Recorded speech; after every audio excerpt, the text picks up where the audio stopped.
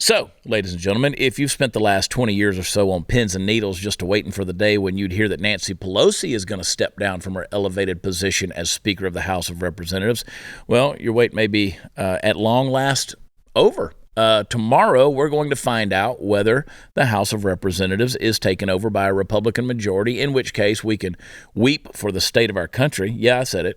Or if it's kept by the Democratic Party, in which we just put all our heads between our knees and kiss our asses goodbye. I'd much rather do the weeping part.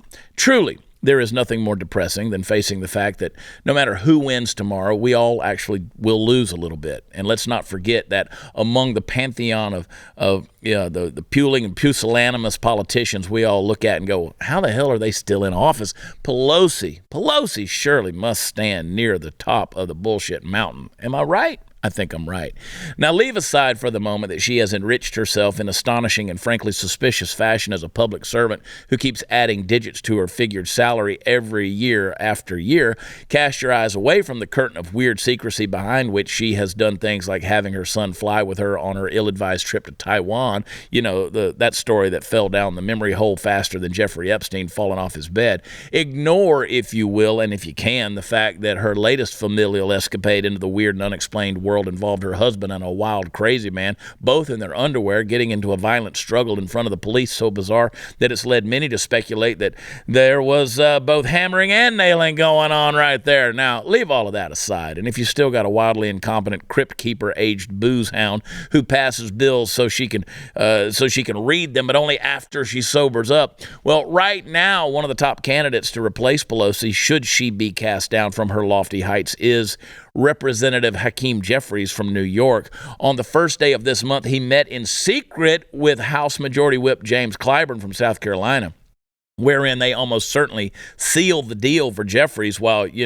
sucking adrenochrome out of a martini glass or whatever as high-ranking politicians do behind closed doors. I don't know.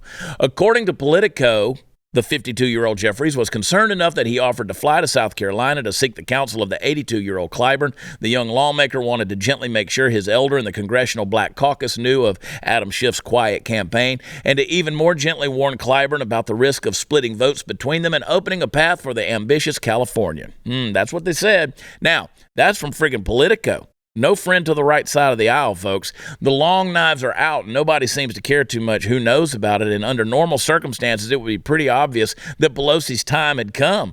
She's in her 80s and sucking the blood of the innocent. It just isn't getting her back to homeostasis as well as it once did. But it's worth noting that she also is a powerhouse fundraiser, one of the most successful the Democratic Party has ever seen. So if you're a big fan of watching sharks try to eat each other, and who isn't, pay attention of how things go down over the next couple of days. Remember, even if we get the Democratic Party out of office in the House and, God willing, the Senate as well, we're still going to have to deal with them. They just don't go away.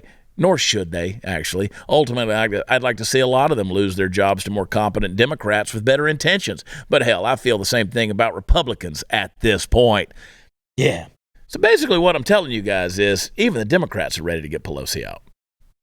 What do you think about that Paul Pelosi thing? That kind of a little freaky deal? Yeah. There's a lot of little holes in that story. A lot of things that don't add up with that whole deal, that's for sure.